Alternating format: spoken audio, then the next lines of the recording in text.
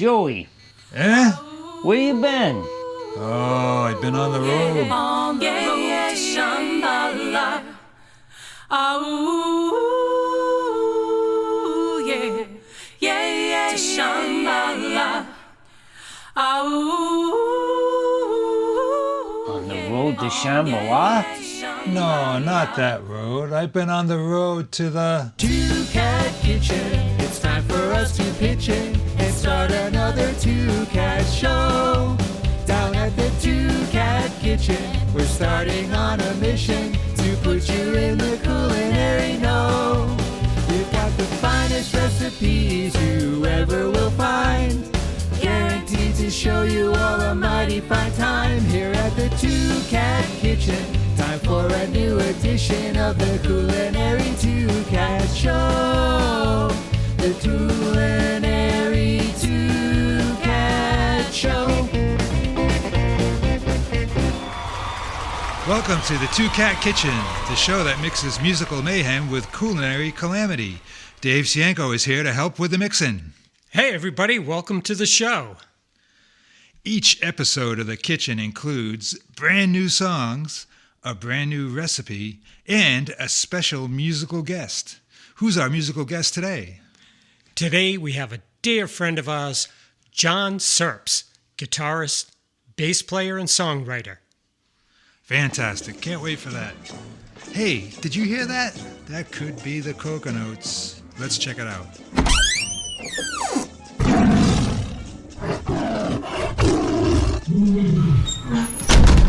Wow, they've really upgraded their security. Hey, that reminds me. Today's episode also includes an informative segment, Taking the Mystery Out of History with Mr. O'Malley. What does he have in store for us today? Today we'll be taking a special journey visiting Shambala. Wow, sounds great. But now it's time for our first musical number. It's the Coconotes with Drivin' Wheel.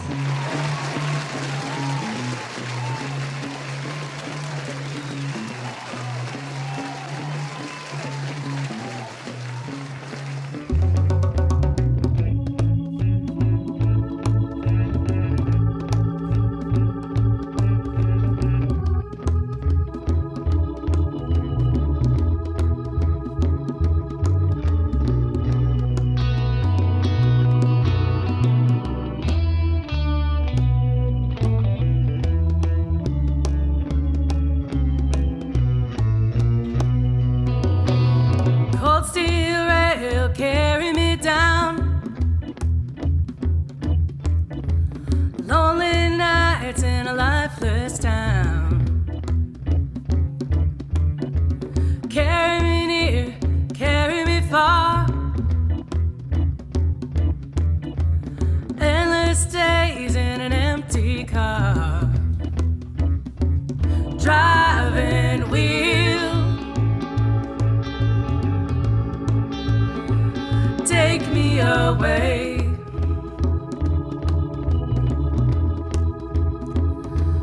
That old driving wheel's gonna take me to my grave.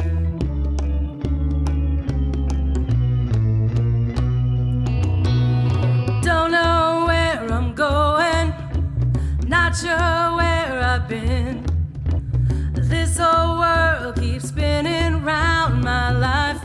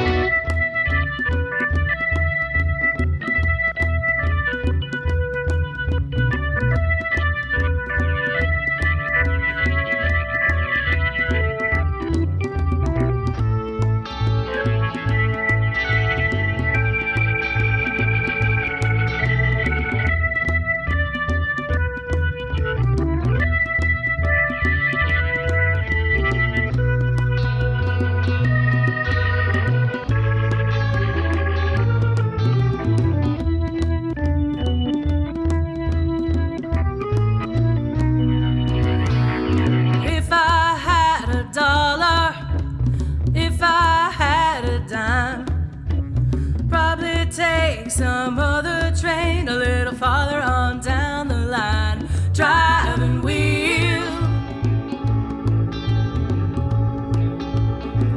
take me away.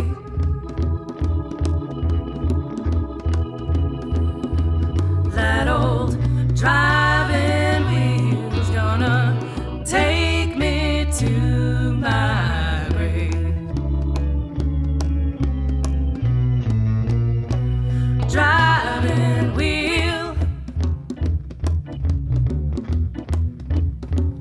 driving wheel, driving wheel, driving wheel. That old driving wheel's gonna take me to my grave.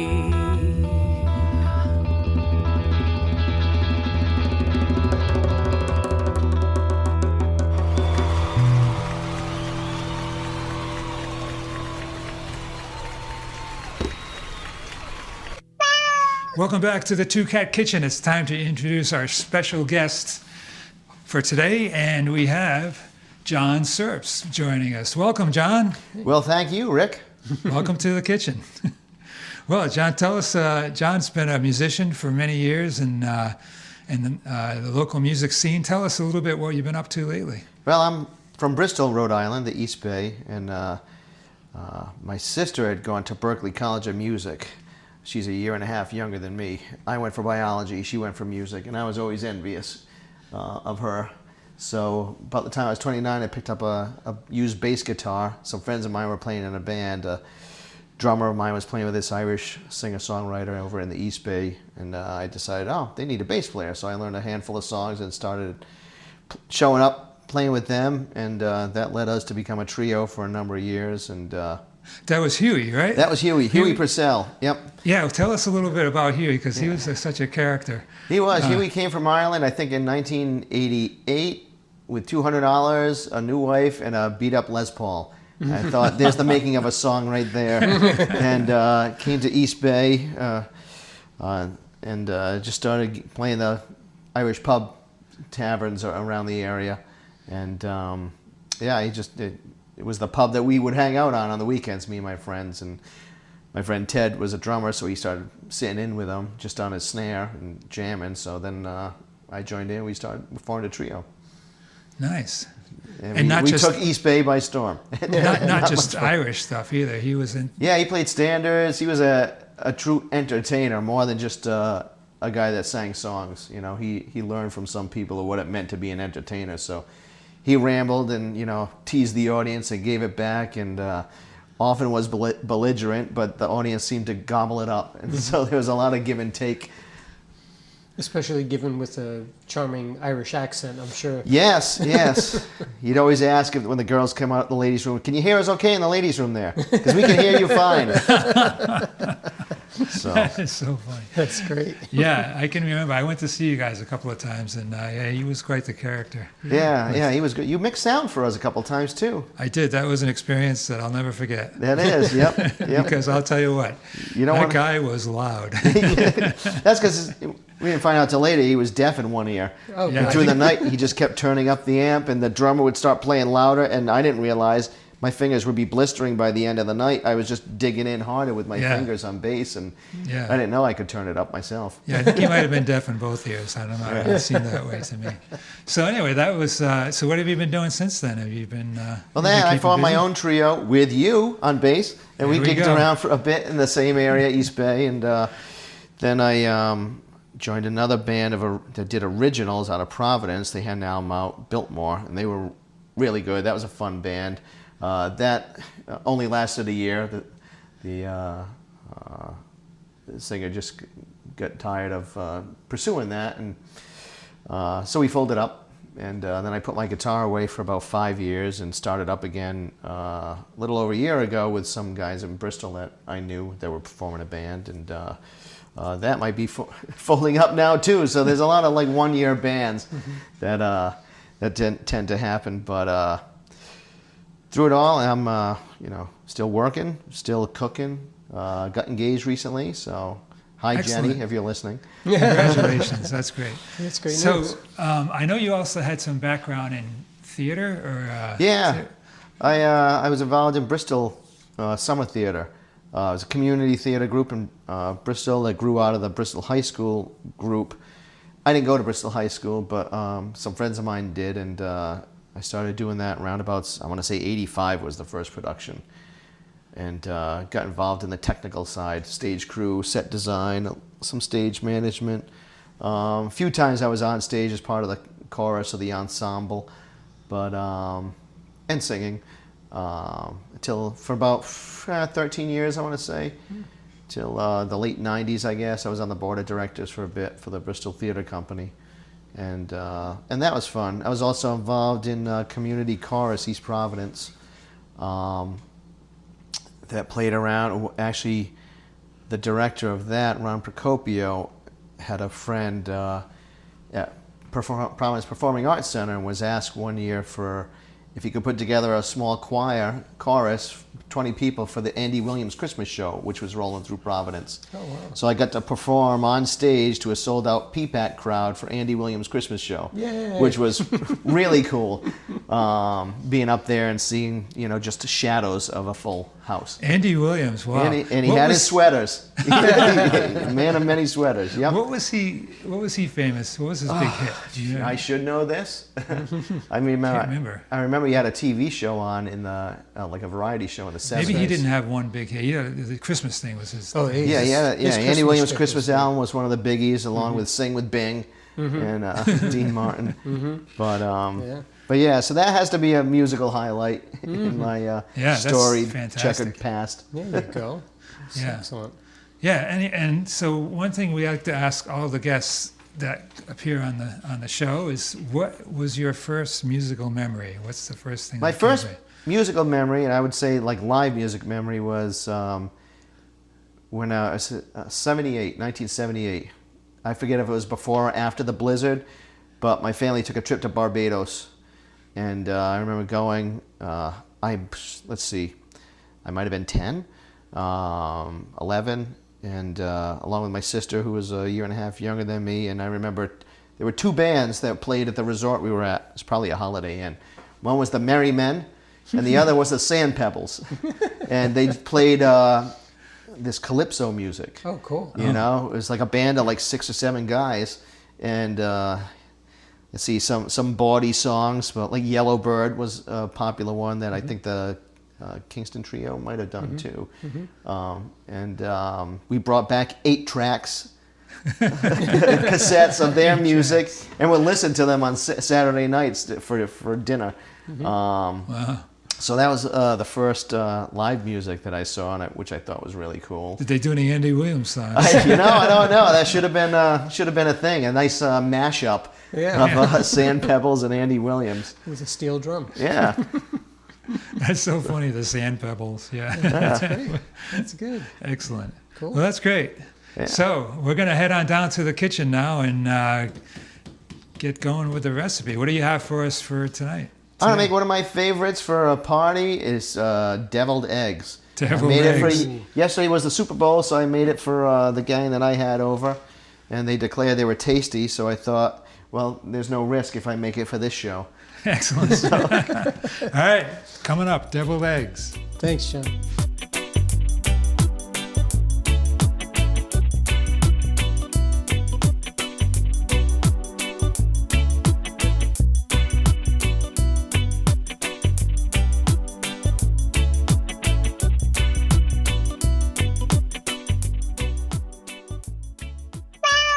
All right, we're down in the kitchen. John, talk us through this. What do we got going on here? We're going to make our deviled eggs. We have our dozen eggs. Dozen eggs. What kind of eggs are this? Free range, I hope? They're brown eggs, and brown eggs are local eggs because local eggs are fresh. Okay, we'll give you that. We have non-generic brand mayonnaise. Okay. Little horseradish. Worcestershire sauce. Horseradish. We have some Worcestershire. Worcestershire, Worcestershire. as Pat Ginich says. So a little bit of Dijon mustard, some hot sauce, which always likes to give it a kick, and a little bit of paprika Gotta have it. garnish the tops. Oh, Excellent. and ever-present salt and pepper. Nice. Not the band, the condiment. All right, deviled there we eggs. go. Walk us through step one. What do we do? Step first? 1, we're going to boil these. So we're going to fill this pot with water. Actually, first we're going to put the eggs in. Yeah, this is a critical step, I think. This is a critical step. It's hard to get If, those egg things. It is. It's noisy, too. Yeah, Okay, here we go. fighting all the way. You can do this boiling them. You can do this steaming them if you have a little steamer. But today we're going to boil these. And how many days do you boil them for? Oh, well, you know, how long's the tape rolling on this? So thankfully they fit all in the bottom, so we're going to fill this up Cool. to about an inch above the eggs themselves. You can't see this back at home, but trust us, we are professionals. It's happening. Comes with real water. Yes. Look at that. Cover the eggs by Fire an it up. inch of water. We're going to put the lid on, and we're going to get them boiling. And Boiling. when they're boiling, we're going to turn it off and let them sit for 15 minutes to cook in the hot water. Okay, well, we'll be back in 15 Sounds like minutes. it's time to take a step away. All right, so now while the eggs are boiling, we're going to make the sauce. What is it anyway? Okay, The the innards? sauce No, you is can't a- make the innards. We're going to This make is the sauce. the innards, minus the yolk, which is going to go Okay. in here. We'll need another bowl to mix that up with the yolk. But first we're going to start with a 1/3 cup of mayo. This is for a dozen eggs. Dozen eggs. So, How do you know it's a 1/3 cup? Well, this, you know what you're doing over there. I try to know what I'm doing. Looks Some third, it's about a third. pretty close, I guess. Looks a like a little bit third. more. Like, Just as it says, a 1/3 over there. more mayonnaise is always better. That's it. And 1/3 cup let's see. mayonnaise. I was going to put in a tablespoon of this horseradish style creamy horseradish sauce to give it a little bit of a bite, Nice. because I like a little bit of a bite. There's lots of recipes for eggs. You can spice it up with mustard, sriracha, whatever that is, hot sauce. You can add a little bit of a few different things. I'm going to add a little bit of Dijon mustard too. Again, probably like a tablespoon. Get this going. Mustard has seen better days there, I guess. Well, There you go. yeah. Okay. They'll all mix up. He's on vacation. Yeah. And we'll do a tablespoon of Worcestershire sauce. That gives it a nice flavor as well. And how hot do you like your eggs? Well, you know, I saw a lot of hot sauces in your refrigerator. yeah, you so- noticed that they're still there. Yeah, I did. So we'll just add a tiny little bit of that. There you A go. dash A dash. is what we'll call it. Nice. So there you go. Cool. We're going to mix all this up. And this will eventually be mixed in with the yolks. Yolks. The yolks on you. And then we'll put it all in a blender. Ah. Add a little bit of salt and pepper. Pepper. Pepper, salt and pepper. If you're from Rhode Island, a little bit of that. The salt it gives it all flavor, don't you know? Cap this one off again. So now we can push all these guys out of the way. Ah, paprika. Top it off Not a yet, little though. paprika for color at the Look end. at that. Make it look professional for your guests. And there you go. Now we'll just wait for the eggs to finish boiling. Excellent. Excellent.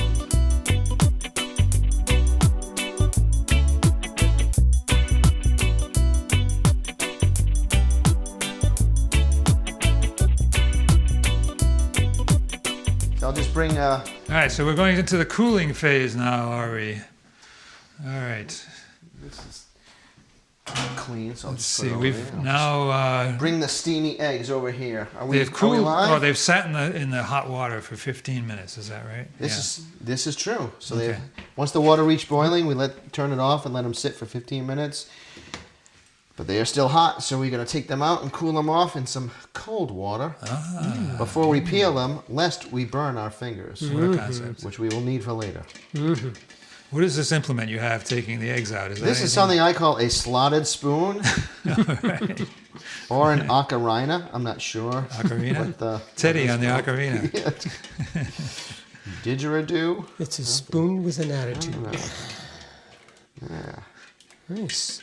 I mean, if you're tough, you can just grab them with your hands. If you're a Kind of like longshoreman, I suppose. pulling a lobster out of the hot water. I used to have a recording of the Kennedy brothers singing Wild Thing, and it featured a solo, an ocarina solo, Teddy on the ocarina. Hey, all right. So we'll let those cool for a few minutes and pour out the hot. We're getting rid of the hot water. See? We are cooling. And the great thing about it is you don't have to clean the pan. It was just boiling water with eggs in it. Yeah. Uh-huh. No muss, no fuss, as they like to say. We like that. So how long are we waiting here for these? Let's say 5-7 minutes, probably. Good enough.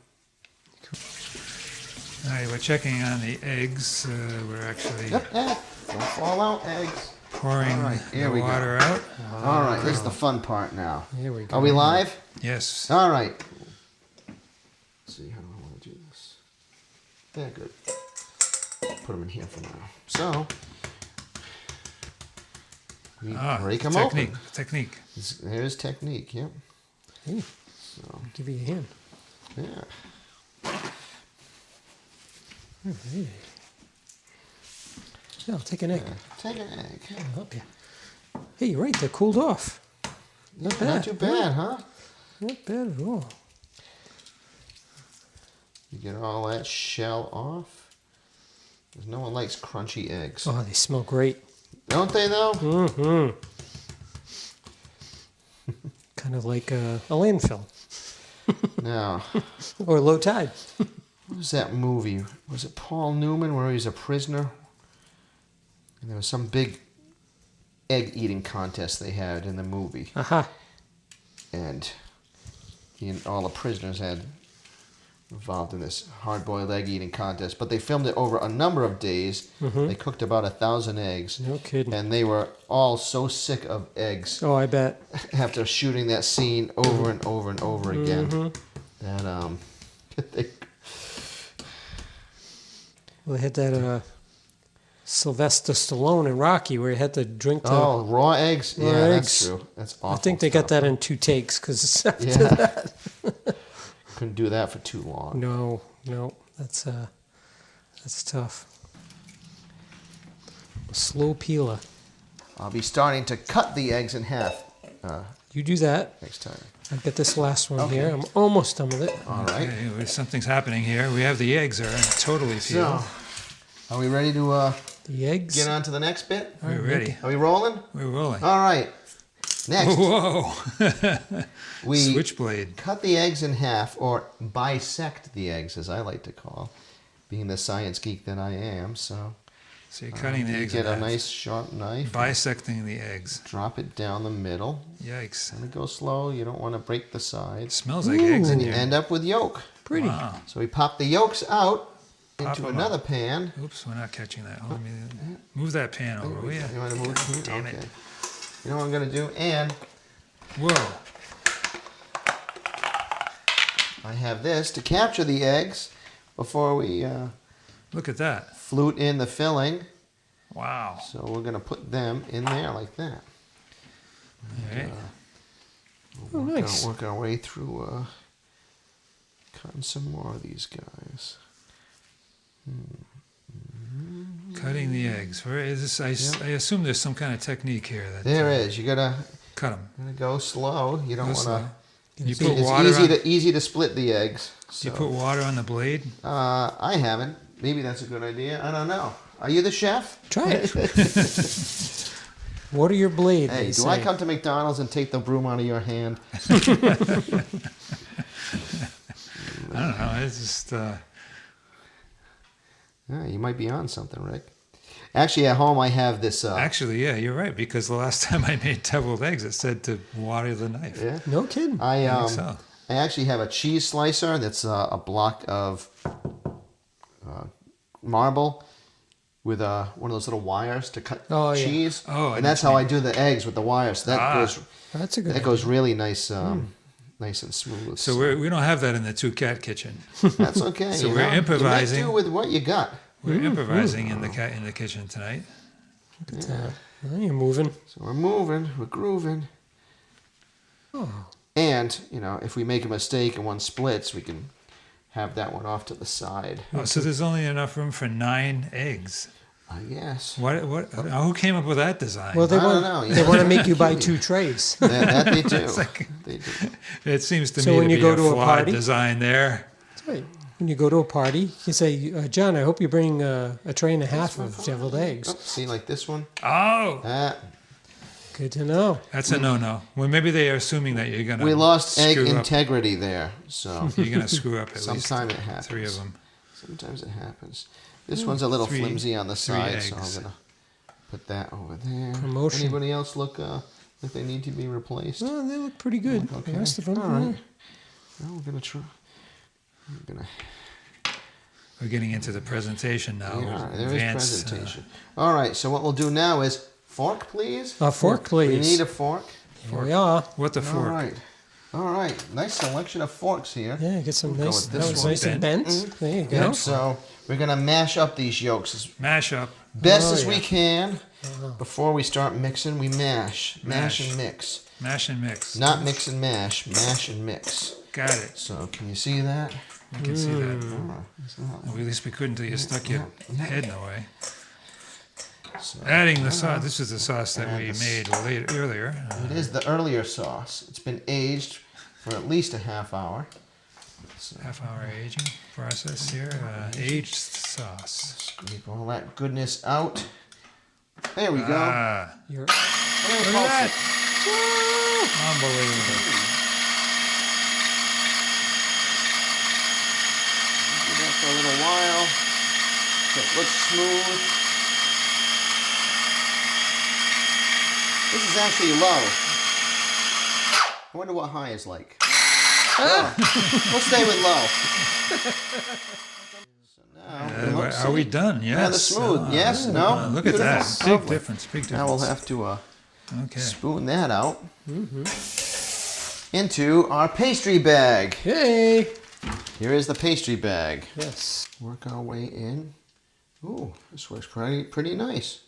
Ah, it's got a little flutiness You there. got the flutiness. Look at that. It's the Doug flutiness. It's you definitely go. very, very decorative. I would We say. have enough to go around to all these eggs, so get them in. How do you know you have enough? Well, if you get to the end and you don't have enough, then you don't have enough. Ah, But if you got more than enough, then you have then you more. can go around and Top it off. top them off a little bit more. Got it. Best part is the taste test. Actually, Taste no, test. hold Wait. on, hold on. We got to final, the decorate. Whoops. Decorate. It's a brand new Whoa! brand Nothing new, but the best brand here at new the Two Cat paprika, Kitchen. fresh paprika. How about that? That's new for the kitchen. So we got to tap Look a at the wee, technique here. Obviously, wee bit knows what here, he's doing. just a Look at little to that. give it some color, right? Yeah, we do that. I wonder where that red stuff came from. And now that one's busted. So toss Busted. him off to the side. Dig in, gentlemen. All right, here we go.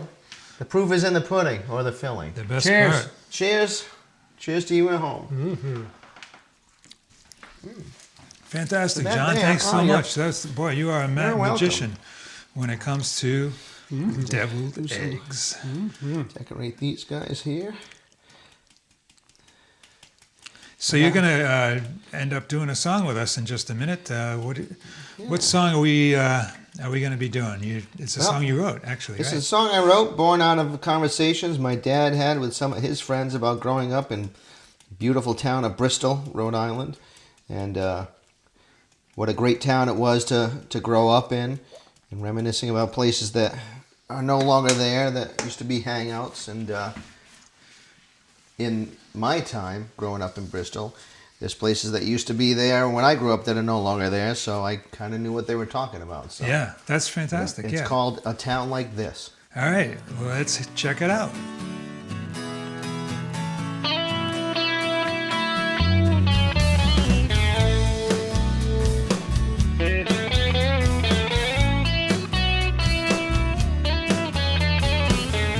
When you're young, you dream about getting out of town. You tell me that the thought of staying only brings you down. You contemplate your cup and it always seems half full. You see your dreams on movie screens and feel a potent pull. But let me tell you, son, if I don't, I'd be remiss. You'll spend your whole life searching for another town like this.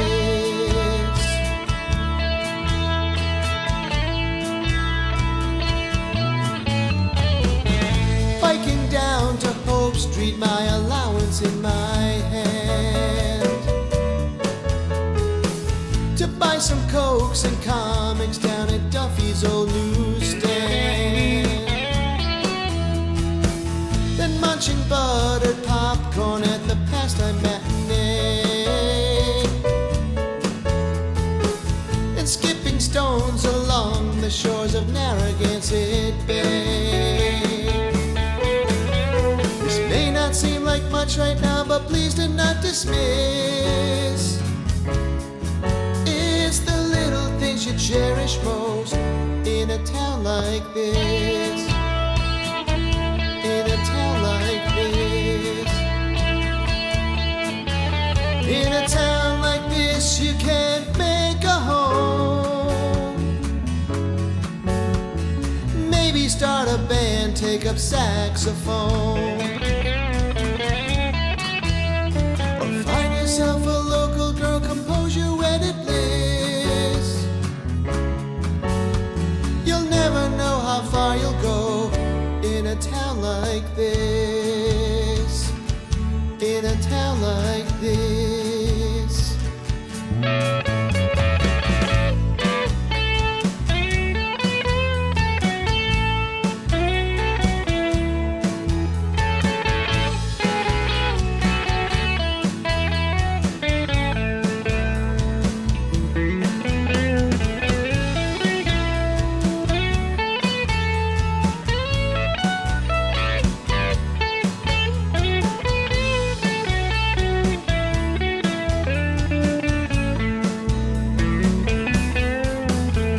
Someday when you're far away, your mind begins to roam. You'll reminisce about a town like this you used to call your home. Used to call your home. Used to call your home. Used to call your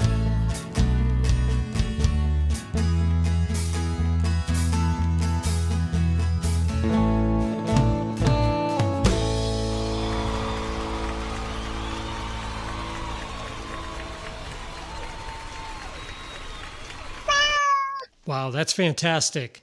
Hey, let's hear it for Jon Serbst and his original number, A Town Like This. That was a great song. Thanks, John. Thanks for joining us today. We're going to migrate over now to taking the mystery out of history with Mr. O'Malley and a trip to Shambala. We take the mystery out of history on the Two Cat Kitchen Show.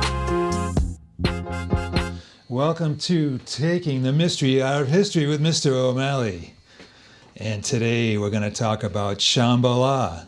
So tell me, John, what comes to mind when I say Shambala? Wow, Shambala. I think of the American dream, heaven, a Lawrence Welk show. Lawrence Welk show. Lawrence Welk. Shambala is associated with Three Dog Night song, but I think of it as the American version of Nirvana. And it's a very conventional American look at the good life. Oh, interesting. Yeah. I wouldn't have thought of that. Yeah. Yeah. I guess we could get into what is the good life, but I don't know if we want to go down that road. Well, it could take a while. Well, what is the bad life? The bad life, and why you need the good life and the American dream, or heaven, or nirvana, or heaven on earth, because Shambala means, in the Tibetan Buddhist tradition, it means, a place of, like, Shangri-La. Okay. It means, like, heaven on earth. It's a secret place. And, well, we've got to translate that into Americana, a version of that through singing. And it can almost be like not only choral singing, but almost, what's that type of singing where you go out and people sing in line dance? What is that called? No idea. Karaoke. Karaoke. Oh, okay. It's like a version of karaoke, It's not intellectual. Americans are not, in general, very intellectual, but we're optimistic. We're upbeat. Just like Joey's want a dog. He wants a It's dog. the good life. Joey want a dog. Well, that certainly holds here at the Two Cat Kitchen, I'll say. We're not very intellectual here. But we are optimistic. And it's not social activism. Yeah. It's not, it's accessible. All right, well, let me ask you a question I've had here. And Yeah. that is that, one definition is Shambhala, a physical place, right? Maybe in Buddhist teachings and whatever. But then there's the road to Shambhala, which gets talked about in the song, too. Right. What about this road to Shambhala? What do you know about this road? You know anything about the road to Right. Shambhala? Wow. I'm curious that's a about good the road. question. I mean, what kind of road is it? Yeah. Is it a version of the yellow brick road? Is it a version of the land going to Oz? Are there is it paved with gold? Or is it paved with kindness and light? So, okay. you Or is it asphalt?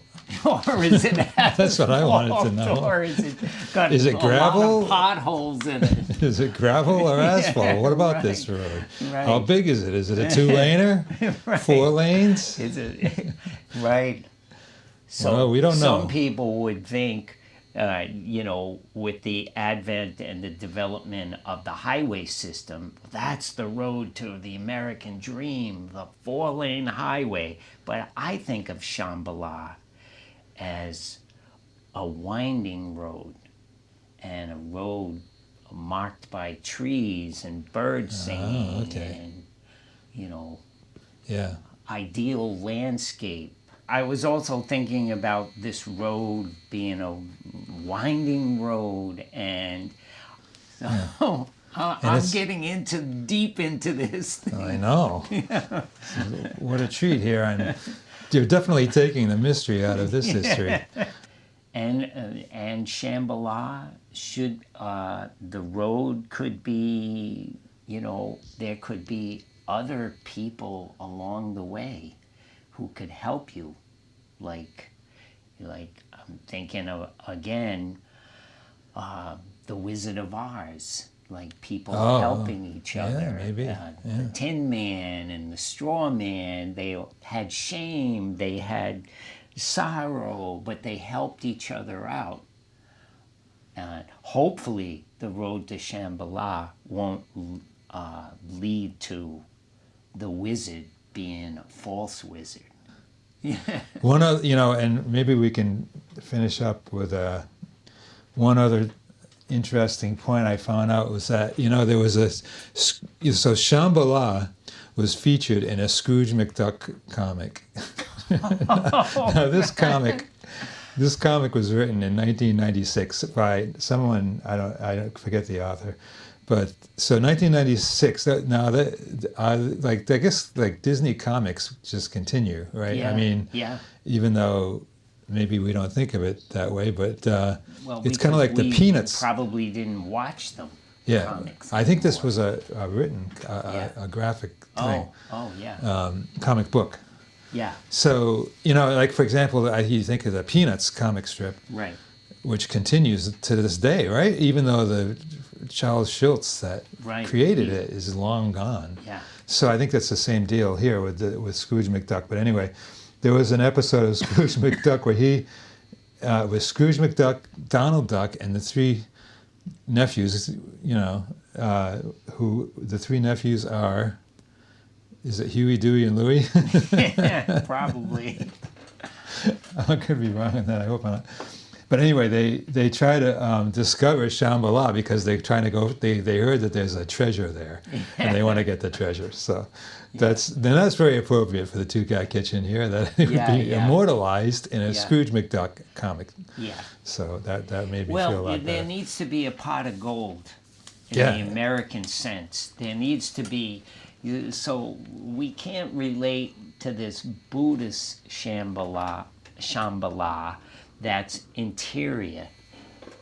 We often need some kind of material reward, like gold or a version of happiness that and that's often associated with pots of gold. So it makes a lot of sense that we associate Shambhala with gold. Yeah, with treasure. Yeah, Some with kind. treasure. Yeah, right.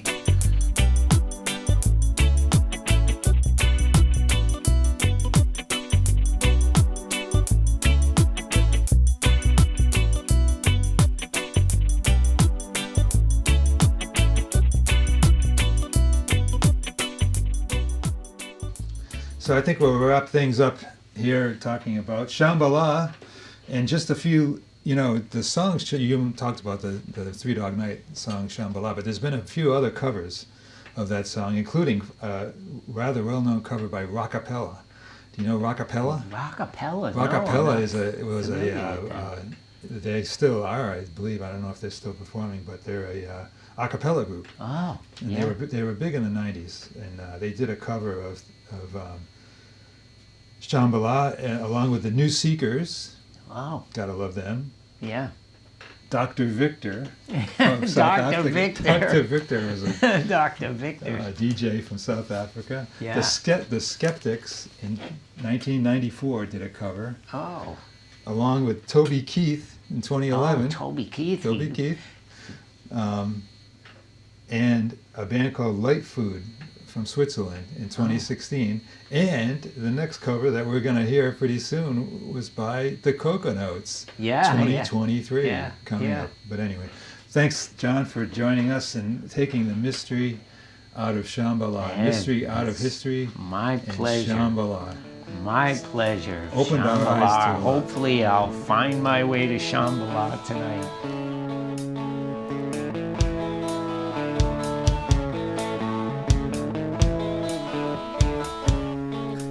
Wash away my troubles, wash away my pain with the rain of Shambhala. Wash away my sorrow, wash away my shame with the rain of Shambhala. Ah, ooh, yeah, yeah, yeah, yeah, yeah, yeah. Ah, ooh, yeah, yeah, yeah, yeah, yeah, yeah. Everyone is helpful, everyone is kind on the road